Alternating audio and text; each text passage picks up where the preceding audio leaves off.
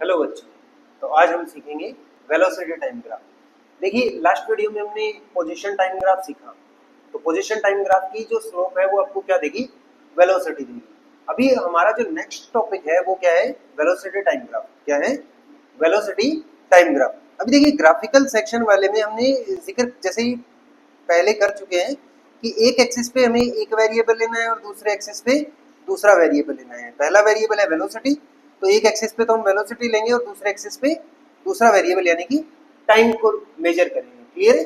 Time को mention करेंगे। तो VT graph is relation between velocity and time. तो किसी भी पार्टिकल के लिए v एंड t का जो रिलेशन दिखाएगा उस ग्राफ को हम क्या बोलेंगे? वीटी ग्राफ बोलेंगे। अभी ग्राफ को पढ़ने से पहले कैसे पढ़ना है, कैसे रीड करना है ग्राफ को, या फिर कैसे आपको ग्राफ प्लॉट करना है, वो जानने से पहले हम एक दो चीजें और सीखते हैं कि जो वीटी ग्राफ है वो क्या क्या अपने को दे सकता है। क्लियर है? तो देखिए वेलोसिटी टाइम ग्राफ एक ऐसा मानिए कि ये जो ग्राफ है ना, ये सबसे इंपॉर्टेंट ग्राफ है। कहीं ना कहीं ऐसा कह सकते हैं कि one of the most important graph. जो भी अपने 6 टाइप के ग्राफ देखे थे उनमें कहीं ना कहीं सबसे इंपॉर्टेंट टाइप का ग्राफ है। तो देखिए वेलोसिटी टाइम ग्राफ जो है या फिर जो वीटी ग्राफ है उससे हम क्या क्या कैलकुलेट कर सकते हैं, सबसे पहले तो वो देखते हैं। तो वेलोसिटी टाइम ग्राफ से सबसे पहले एक चीज हम निकाल सकते हैं, displacement. Number one is displacement. अभी मैं एक्सप्लेन करूंगा कि कैसे हम कैलकुलेट कर सकते हैं। Number two is distance. Number three is instantaneous acceleration.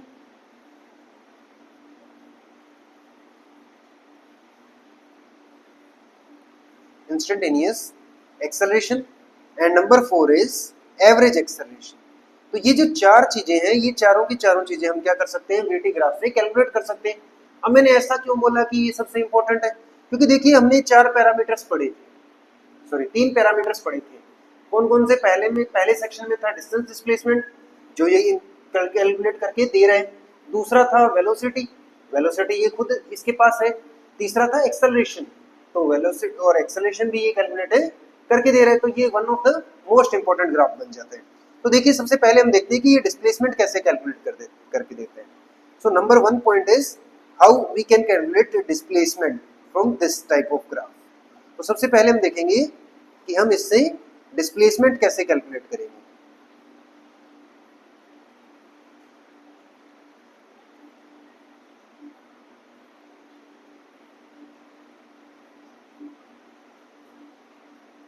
तो सबसे पहले हम देखते हैं कि डिस्प्लेसमेंट कैसे कैलकुलेट करेंगे। तो देखिए अगर आपको थोड़ा सा याद हो, जहां पर आपने एरिया वगैरह का सेक्शन पढ़ा होगा अपने इंटीग्रेशन वाले चैप्टर में, बेसिक मैथमेटिक्स में, तो देखिए कोई भी ग्राफ है, मान लीजिए फॉर एग्जांपल वीटी या फिर एक्स वाई ग्राफ है, उस ग्राफ में अपने पास कुछ कर्व आ गया। इस कर्व का जो टोटल एरिया है, एरिया बिलो द कर्व, वो निकालने के लिए हमें क्या करना पड़ता है? इंटीग्रेशन करना पड़ता है। तो मान लीजिए अपने को पॉइंट ए से पॉइंट बी तक का एरिया निकालना है। पॉइंट ए से बी तक का क्या निकालना है? एरिया। तो इसके लिए हम क्या करते हैं? इसके लिए हम एक छोटा सा टुकड़ा लेते हैं। क्या लेते हैं? छोटा सा टुकड़ा लेते हैं। इसको छोटे छोटे टुकड़ों में काटते हैं। छोटे छोटे टुकड़ों में काट के क्या करेंगे भाई? छोटे छोटे टुकड़ों में काट के ऐड कर देंगे, तो अपने पास क्या आ जाएगा? टोटल एरिया आ जाएगा। छोटे छोटे टुकड़ों में काट कर क्या कर देंगे? ऐड कर देंगे, तो क्या आ जाएगा? टोटल एरिया आ जाएगा। तो यहाँ पर अगर मान लीजिए इधर हमने टाइम मेंशन किया, क्या मेंशन किया? टाइम मेंशन किया। वीटी ग्राफ है, वीटी ग्राफ का एक्सिस आपको टाइम मेंशन करना है और वाई एक्सिस पे वेलोसिटी मेंशन करना है। अभी यहाँ पर कुछ टाइम इंटरवल आएगा, फॉर एग्जांपल छोटा सेगमेंट लिया है तो dt टाइम इंटरवल ले लिया, और इसके रिस्पेक्ट में इधर हमारे पास कुछ वेलोसिटी होगी।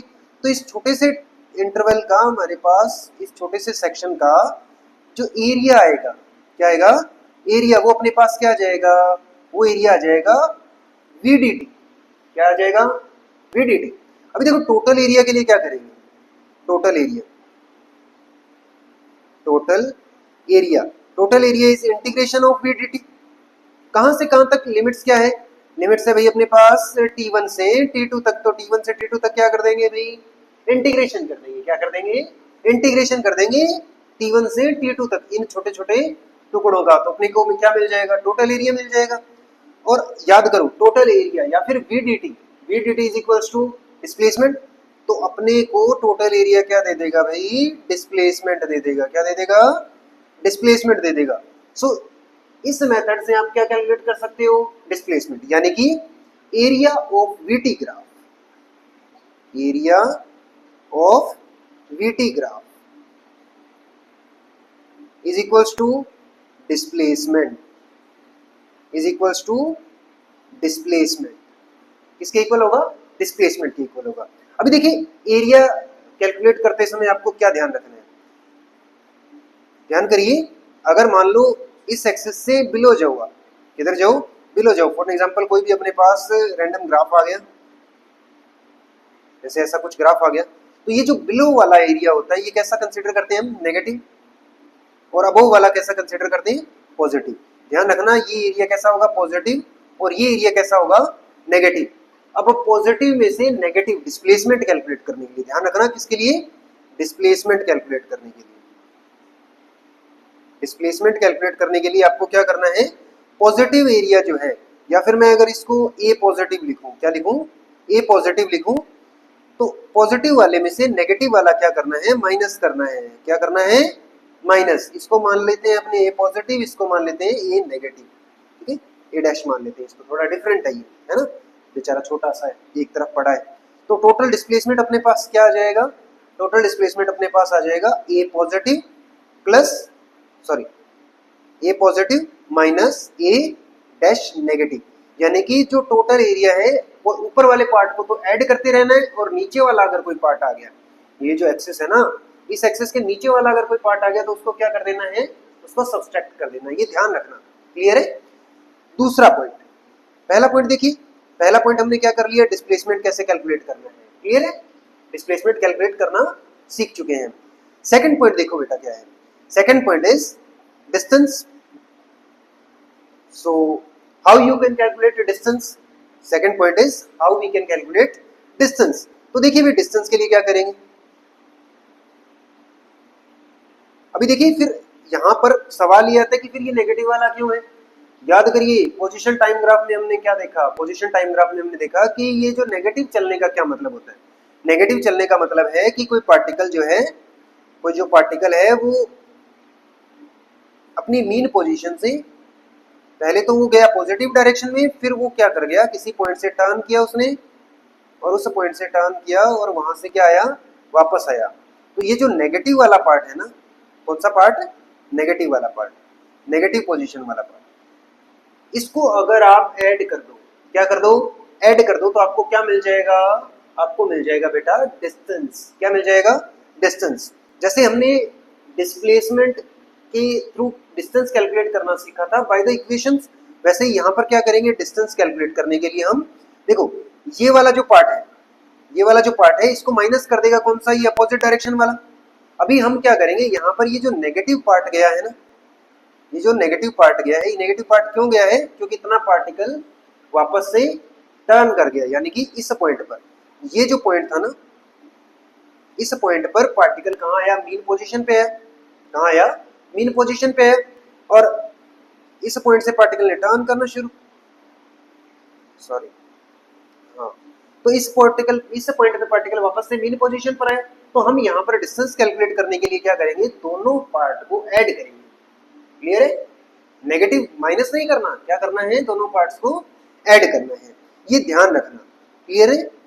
तो second point is distance is equals to, ध्यान रखना, डिस्टेंस कैलकुलेट करने के लिए क्या करना है, दोनों पार्ट्स को ऐड करना है। So distance is equals to sum of both part, यानी कि पॉजिटिव वाला पार्ट भी और प्लस नेगेटिव वाला पार्ट भी ऐड करना है। दोनों पार्ट को ऐड कर दोगे तो आपको क्या मिल जाएगा, डिस्टेंस मिल जाएगा। अब बात करते हैं तीसरे पॉइंट की। तीसरा पॉइंट देखिए क्या है, तीसरा पॉइंट इज एक्सेलरेशन। कौन सा वाला, instantaneous. So number third is how we can calculate instantaneous acceleration. अभी देखो बेसिक मैथ्स में हमने एक चीज पढ़ी होगी, बेसिक मैथ्स में हमने क्या देखा है कि जो डिफरेंशिएशन होता है, किसी भी ग्राफ का डिफरेंशिएशन जो है वो उस पॉइंट पर आपको क्या देता है, वो उस पॉइंट पर देता है बेटा इंस्टेंट स्लोप। क्या देता है, इंस्टेंट स्लोप। फॉर एग्जांपल अगर मैं इस पॉइंट पर देखूं, जैसे ये आपको येलो लाइन नजर आ रही होगी, तो इस येलो लाइन पर अगर आपको स्लोप निकालनी है, क्या निकालनी है, इस पॉइंट पर। फॉर एग्जांपल यहाँ पर कोई पॉइंट है, दिस इज पॉइंट ए, तो इस पॉइंट पर अगर आपको स्लोप निकालनी है, क्या निकालनी है, स्लोप निकालनी है। So this slope is equals to, slope के लिए हम क्या करते हैं, dy बाई डी एक्स करते हैं, लेकिन हमारे पास तो ये जो चेंज है ये v एट टी का है, तो हमारे पास जो स्लोप आएगी वो क्या आ जाएगी, dv बाई dt। और याद करो स्लोप क्या होती है, सॉरी याद करो dv बाई dt क्या होता है, एक्सेलरेशन, क्या होता है, acceleration. So by the calculating the slope of vt graph we can calculate instantaneous acceleration, we can get instantaneous acceleration. So this is instantaneous acceleration, clear है। अगर आप किसी भी पॉइंट पर स्लोप देख लो तो आपको क्या मिल जाएगा, एक्सेलरेशन मिल जाएगा। जैसे अपने अलग अलग पॉइंट्स देखते हैं, फॉर एग्जांपल आपसे साथ में ये भी क्लियर हो जाएगा कि कहाँ पर स्लोप कैसी है, तो एक्सेलरेशन कैसा है, पॉजिटिव, नेगेटिव, घट रहा है, बढ़ रहा है, ज्यादा है, कम है, ये सारी चीजें भी क्लियर हो जाएंगी। तो देखिए मान लेते हैं अपने डिफरेंट पॉइंट्स लेते हैं, फॉर एग्जांपल पॉइंट बी, एक पॉइंट ए है ही अपने पास, एक पॉइंट सी ले लेते हैं यहाँ पर, एक पॉइंट डी ले लेते हैं यहाँ पर, क्लियर है। अभी देखिए बी वाले पॉइंट पर अगर आप स्लोप देखो, बी वाले पॉइंट पर अगर आप स्लोप देखो तो ये कैसी स्लोप है, दिस इज पॉजिटिव स्लोप, कैसी स्लोप है, पॉजिटिव। तो यहाँ पर एक्सेलरेशन भी कैसा है, पॉजिटिव। अगर पॉइंट ए की बात करें तो ये जो स्लोप है ये कैसी है, नेगेटिव, तो यहाँ पर इंस्टेंटेनियस एक्सेलरेशन कैसा है, नेगेटिव। और अगर पॉइंट सी की बात करें, कौन से पॉइंट की, सी की बात करें, तो सी की स्लोप जीरो है, सी की स्लोप कितनी है, जीरो। तो यहाँ पर एक्सेलरेशन भी कितना है, एक्सेलरेशन कितना है, जीरो, एक्सेलरेशन भी कितना है, जीरो। ऐसे ही अगर पॉइंट डी की बात करें तो पॉइंट डी कहीं ना कहीं बी के सिमिलर है, थोड़ा सा स्लोप के लिए देखें तो डी के लिए भी जो स्लोप है वो कैसी है, पॉजिटिव है, क्लियर है। और ये स्लोप जितनी ज्यादा होती है एक्सेलरेशन उतना ज्यादा होता है, जितनी कम होती है एक्सेलरेशन उतना कम होता है, क्लियर है। अभी एक चीज और देखते हैं यहाँ पर, ये तो बात होगी इंस्टेंटेनियस एक्सेलरेशन की, कौन से एक्सेलरेशन की, इंस्टेंटेनियस एक्सेलरेशन की। So instantaneous acceleration, we can get instantaneous acceleration by the calculating of slope of vt graph। अभी बात करते हैं भाई पॉइंट नंबर 4 की, point number 4, how we can calculate average acceleration. क्या कैलकुलेट करना है, एवरेज एक्सेलरेशन कैलकुलेट करना है। तो देखिए भाई, जैसे मान लीजिए ये अपने पास वेलोसिटी है एंड दूसरे एक्सिस पे हमारे पास टाइम है, दूसरे एक्सिस पे क्या है, टाइम है। तो अगर मान लो अपने पास कोई भी ग्राफ आ गया, रैंडम ग्राफ आ गया, फॉर एग्जांपल कैसा भी ग्राफ बना लेते हैं, जैसे ऐसा ग्राफ आ गया, वीटी ग्राफ आ गया, ठीक है। अभी हमसे पूछ लिया कि भाई पॉइंट, इस पॉइंट से लेकर इस पॉइंट तक का आप बताओ एवरेज एक्सेलरेशन, क्या बताओ, एवरेज एक्सेलरेशन। तो याद करो एवरेज एक्सेलरेशन तो आता है delta we by delta T, यानी कि total change in velocity upon total change in time. तो एवरेज कैसे निकालेंगे, इस पॉइंट पर देखेंगे भी टाइम क्या हो गया है, तो यहाँ पर हमने देख लिया टाइम t1 है, और यहाँ पर हमने देख लिया कि टाइम भी हो चुका है बढ़कर t2। ऐसे ही इनकी रिस्पेक्ट में जो वेलोसिटी है ये हो गई v1, और यहाँ पर जो वेलोसिटी है ये क्या हो गई, v2। तो ये जो लाइन है, इस लाइन का स्लोप हमें क्या देगा, एवरेज एक्सेलरेशन देगा, क्या देगा, एवरेज एक्सेलरेशन। अभी देखिए अगर मैं ये येलो वाला जो ट्राइंगल बनाया है इस सेक्शन की बात करें, so this section is equal to v2 minus v1, और ये जो इसका बेस है ये किसके इक्वल है, ये है t2 माइनस t1 के। तो यहाँ पर इस येलो वाले ग्राफ की, येलो वाले ट्राइंगल की जो स्लोप आएगी, ये आपको ये जो ट्राइंगल नजर आ रहा है ना, एक मिनट आपको थोड़ा हाईलाइट करके बता देता हूँ, ये वाला जो ट्राइंगल नजर आ रहा है, इस ट्राइंगल की जो स्लोप है, ये जो ट्राइंगल नजर आ रहा है, इस ट्राइंगल की जो स्लोप है ये आपको क्या देगी, ये देगी आपको बेटा एवरेज एक्सेलरेशन, क्या देगी, एवरेज एक्सेलरेशन। सो हम क्या कह सकते हैं, एवरेज एक्सेलरेशन कैसे कैलकुलेट करेंगे, एवरेज एक्सेलरेशन, एवरेज एक्सेलरेशन के लिए हम क्या करेंगे, v2 minus v1 by t2 minus t1, यानी कि अपने पास भाई चार चीजें आ जाएंगी इस vt ग्राफ से, कौन कौन सी, number 1 is distance, number 2 is displacement, number 1 is displacement, number 2 is distance, number 3 is instantaneous acceleration and number 4 is average acceleration. और वेलोसिटी के पास, बेचारे के पास खुद है ही, वो डेटा ही वेलोसिटी का है, तो हमारे पास सारे पैरामीटर्स का मेजरमेंट आ जाएगा। क्लियर है? तो मेजरमेंट वाइज अगर देखें तो वीटी ग्राफ जो है वो सबसे ज्यादा अपने लिए अच्छा है। क्लियर है? अब देखते हैं वीटी ग्राफ को प्लॉट कैसे करना है। तो इसमें हम डिफरेंट सिचुएशंस देखेंगे, जैसे पोजीशन टाइम ग्राफ में देखी थी। तो इसमें जो फर्स्ट अपने पास सिचुएशन आती है, first situation is when particle moves with constant velocity. कैसी वेलोसिटी से? कांस्टेंट वेलोसिटी से। अभी याद करिए कांस्टेंट वाले केस में क्या किया था, जैसे पोजीशन कांस्टेंट हो जाए वही केस यहाँ पर अप्लाई हो जाएगा। तो यहाँ पर देखो क्या हो जाएगा, अगर मान लो, क्या मान लो भाई, मान लो आप गाड़ी में जा रहे हो, किसमें जा रहे हो? गाड़ी में जा रहे हो, और आप एक्सेलरेटर को नहीं दबाते हो, तो जो गाड़ी की स्पीड है वो इंक्रीज होगी क्या? नहीं होगी। अगर मान लो गाड़ी की स्पीड है 30, तो वो 30 ही पड़ी रहेगी। हाँ, इसका मतलब ये नहीं है कि आप एक्सेलरेटर छोड़ दो, गाड़ी रुक जाएगी क्योंकि फ्रिक्शन लग रहा है। क्लियर है? हाँ, फिजिक्स ऑलवेज वर्क्स, ध्यान रखना। तो इसके लिए जो अपने पास से वीटी ग्राफ आएगा, कैसा ग्राफ? वीटी ग्राफ आएगा। इस एक्सिस पे हम वेलोसिटी लेंगे और दूसरे एक्सिस पे हम टाइम को कंसीडर करेंगे। तो अगर मान लो अपने पास वेलोसिटी कैसी है? कांस्टेंट है। वेलोसिटी कैसी है? कांस्टेंट है। तो अपने पास जो ग्राफ आएगा वो कैसा आएगा भाई? वो कुछ देखने में ऐसा होगा। क्लियर है? जहां पर स्लोप क्या रहेगी, इस ग्राफ की स्लोप क्या रहेगी? जीरो रहेगी। स्लोप क्या रहेगी? जीरो, क्योंकि कांस्टेंट वेलोसिटी है तो एक्सेलरेशन जीरो है। एक्सेलरेशन जीरो है तो स्लोप भी जीरो है। और ये ऐसा तब आएगा जब पॉजिटिव है, जब वेलोसिटी कैसी है? पॉजिटिव। और अगर वेलोसिटी नेगेटिव हो तो भाई, वेलोसिटी नेगेटिव हो तो कैसा आएगा देखते हैं। अगर वेलोसिटी नेगेटिव हो तो भाई ये जो ग्राफ है ये बिलो टू द ओरिजिन वाली लाइन, यानी कि ये जो लाइन है ना टाइम वाली, क्योंकि ऊपर तो वेलोसिटी बढ़ रही है तो इससे नीचे की तरफ ग्राफ बन जाएगा, यानी कि नीचे की तरफ वेलोसिटी कैसी है? नेगेटिव। नीचे की तरफ वेलोसिटी कैसी है? नेगेटिव। तो अपने पास जो ग्राफ बनेगा वो कैसा बनेगा? ग्राफ बनेगा कुछ ऐसा, जहां पर वेलोसिटी कैसी होगी? नेगेटिव। क्लियर है? आगे चलते हैं, सेकंड पॉइंट देखते हैं।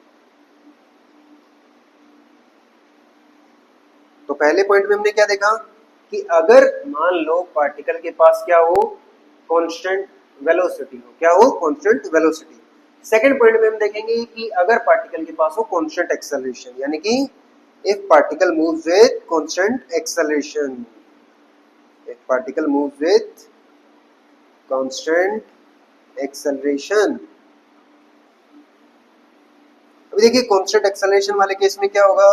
कांस्टेंट एक्सेलरेशन वाले केस में हमारे पास जो ग्राफ आएगा वो कुछ ऐसा आएगा कि एक पर्टिकुलर टाइम पीरियड के लिए, मतलब एक स्पेसिफिक टाइम पीरियड में जो वेलोसिटी बढ़ेगी वो स्पेसिफिकली बढ़ेगी, मतलब एक लिमिटेड बढ़ेगी। ठीक है? जैसे पहले एक सेकंड में 1 बढ़ी तो अगले एक सेकंड में भी 1 बढ़ेगी। पहले एक सेकंड में 2 बढ़ी तो अगले एक सेकंड में भी 2 बढ़ेगी। पहले एक सेकंड में 3 बढ़ी तो अगले एक सेकंड में भी 3 बढ़ेगी। क्लियर है? अब इसमें ऐसा भी हो सकता है कि इनिशियल वेलोसिटी नेगेटिव हो, ऐसा भी हो सकता है कि इनिशियल वेलोसिटी पॉजिटिव हो। तो इसमें अपने बहुत सारे ग्राफ्स प्लॉट हो सकते हैं। फॉर एग्जांपल अगर मैं आपको एक ग्राफ प्लॉट करके दूं जिसमें पॉजिटिव स्लोप है, यहाँ पर स्लोप कैसी है? पॉजिटिव है। तो यहाँ पर जो एक्सेलरेशन है वो कैसा है? पॉजिटिव है। एक्सेलरेशन कैसा है? पॉजिटिव। एक चीज ध्यान देना, यहाँ पर जो थीटा है वो कैसा है? थीटा पॉजिटिव है, तो थीटा कैसा है? पॉजिटिव है। This is theta. स्लोप भी कैसी है? पॉजिटिव है। स्लोप पॉजिटिव है तो एक्सेलरेशन भी कैसा है? पॉजिटिव है, क्योंकि स्लोप आपको क्या देती है? स्लोप देती है भाई एक्सेलरेशन। स्लोप क्या देती है? एक्सेलरेशन। यानी कि वीटी ग्राफ का स्लोप अपने को एक्सेलरेशन देता है। तो अगर कॉन्स्टेंटली इंक्रीज हो रहा है, वेलोसिटी क्या हो रहा है? इंक्रीज हो रहा है, तो एक्सेलरेशन कैसा है? पॉजिटिव। एक्सेलरेशन कैसा है? पॉजिटिव। और अगर ये स्लोप जो है ये डिक्रीजिंग हो, वेलोसिटी टाइम के साथ क्या हो? डिक्रीज हो, तो हम क्या बोलते हैं? Acceleration is negative. Acceleration is negative. तो अगर मान लो हमारे पास जो ये ग्राफ है ये कुछ ऐसा बन जाए, एक तरफ तो हमने वेलोसिटी ले लिया, दूसरी तरफ हमने ले लिया भाई टाइम। ठीक है? तो अगर मान लो हमारे पास ग्राफ बने कुछ ऐसा, अभी इस केस में देखो, इस केस में यहाँ पर ये जो थीटा है ना, ये लेस देन 90 डिग्री है। पहले केस में जो थीटा है this is less than 90 degree, तो स्लोप पॉजिटिव है। सेकंड जो केस है, सेकंड केस में जो थीटा है this is greater than 90 degree, this theta is greater than 90 degree. तो इसकी स्लोप कैसी है? इसकी स्लोप है भाई नेगेटिव। स्लोप कैसी है? नेगेटिव। तो एक्सेलरेशन भी कैसा? नेगेटिव, यानी कि टाइम के साथ वेलोसिटी क्या हो रही है? डिक्रीज हो रही है। टाइम के साथ वेलोसिटी क्या हो रही है? डिक्रीज हो रही है। क्लियर है? तो ये दोनों केस आपको अच्छे से समझ आने चाहिए। क्लियर? अभी देखिए, आगे देखिए, अगर मान लो इनिशियली वेलोसिटी नेगेटिव हो, इनिशियली वेलोसिटी कैसी हो? नेगेटिव हो, तो कैसा ग्राफ बनेगा? जैसे यहाँ पर ये एक सिचुएशन आ गई, ये दूसरी सिचुएशन आ गई, तीसरी सिचुएशन में देखिए अगर इनिशियल वेलोसिटी नेगेटिव हो, इनिशियल वेलोसिटी नेगेटिव होने का क्या मतलब होता है? वेलोसिटी नेगेटिव होने का मतलब होता है कि पार्टिकल अपोजिट डायरेक्शन में जा रहा है। पार्टिकल किधर जा रहा है? अपोजिट डायरेक्शन में। और अगर नेगेटिव से पॉजिटिव हो रही है, इसका क्या मतलब है? इसका मतलब है कि वो जो नेगेटिव में जा तो रहा है बट उस पर जो एक्सेलरेशन लग रहा है वो पॉजिटिव डायरेक्शन में लग रहा है। जैसे, हालांकि हम इसको ग्राफ में रीड करेंगे ना तब एक बार और समझेंगे। अभी अगर इनिशियल वेलोसिटी नेगेटिव हो, इनिशियल वेलोसिटी कैसी हो? नेगेटिव हो, तो उस केस में क्या होगा? देखो, अगर मान लो इनिशियल वेलोसिटी नेगेटिव है तो इस केस में क्या होगा हमारे पास?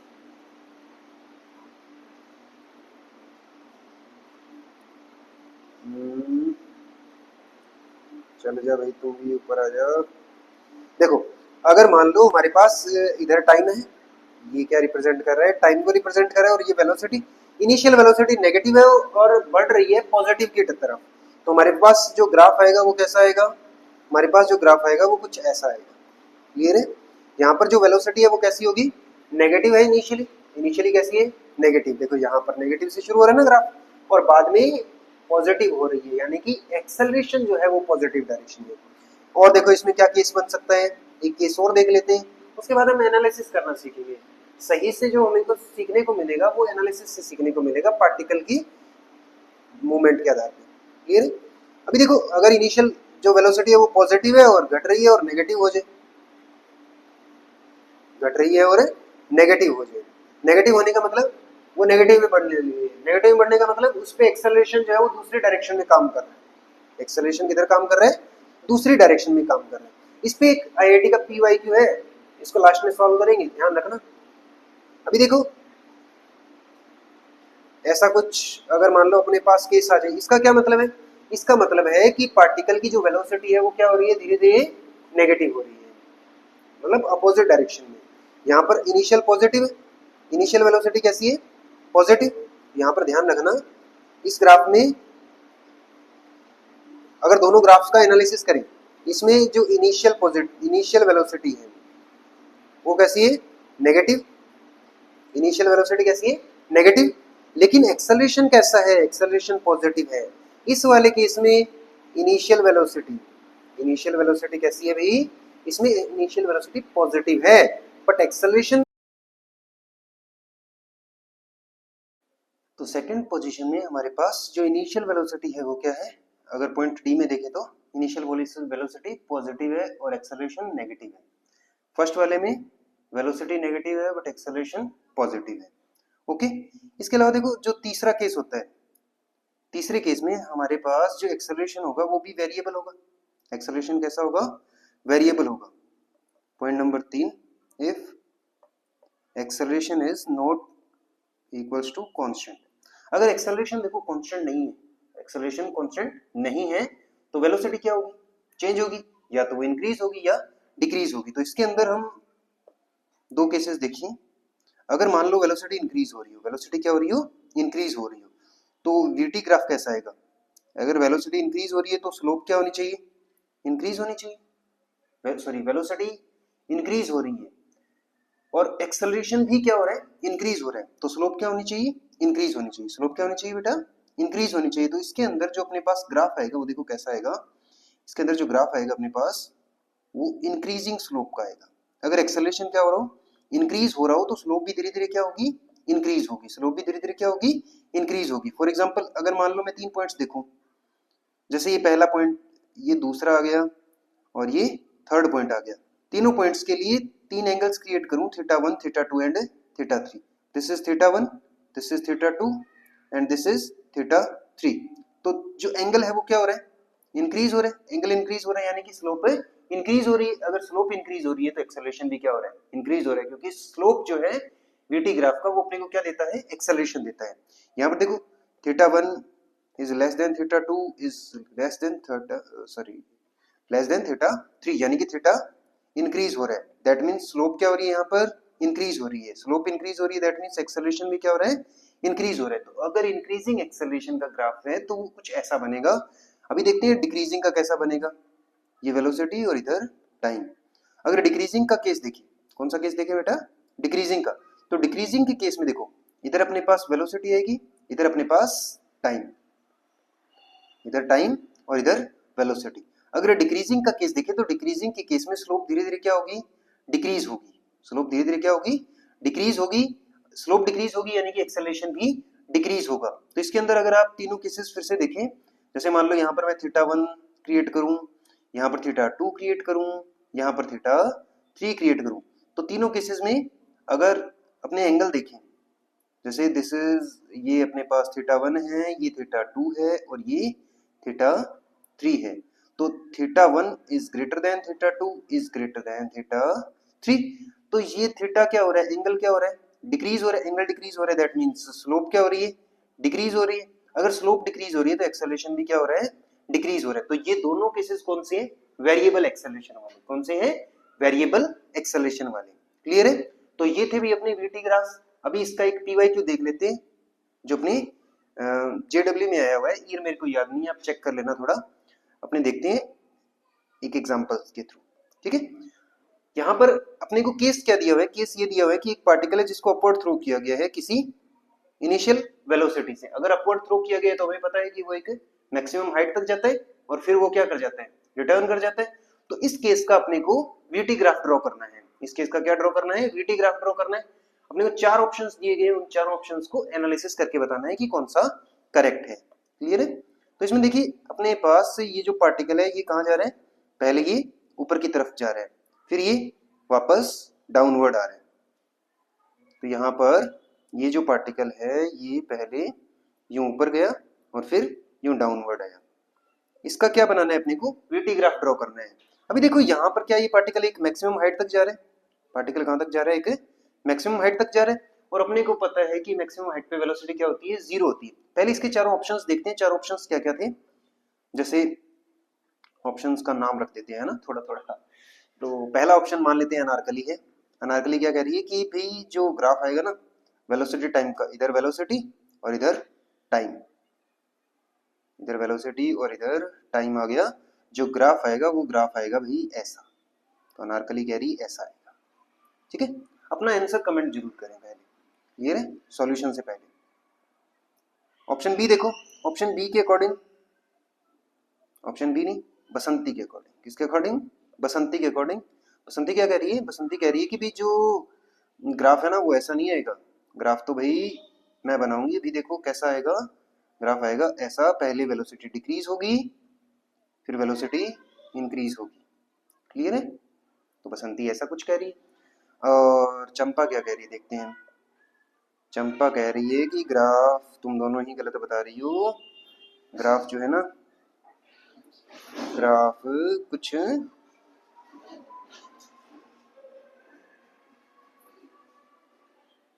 ऐसा, एक मिनट, ग्राफ जो है वो कुछ ऐसा और फिर ऐसा है, ठीक है। और लास्ट में डॉली जो है वो कह रही है कि मुझे पता नहीं क्या है। अपना आंसर जो है वो कमेंट जरूर करें। तो देखो भाई इसमें सही कौन सा होगा, हाँ यहाँ पर देखो ये चंपा वाला तो इनकरेक्ट है, क्लियरली इनकरेक्ट है। क्यों क्यों इनकरेक्ट है, क्योंकि यहाँ पर कांस्टेंट तो रही नहीं रही वेलोसिटी, वेलोसिटी क्या हो रही है, पहले डिक्रीज हो रही है फिर क्या हो रही है, इंक्रीज हो रही है। अभी इसमें डिफरेंस देखो क्या है, इंक्रीजिंग और डिक्रीजिंग वाले केस में अगर हम देखें पार्टिकल ऊपर जा रहे हैं तब क्या हो रही है, डिक्रीज हो रही है, और नीचे आ रहे तब इंक्रीज हो रही है।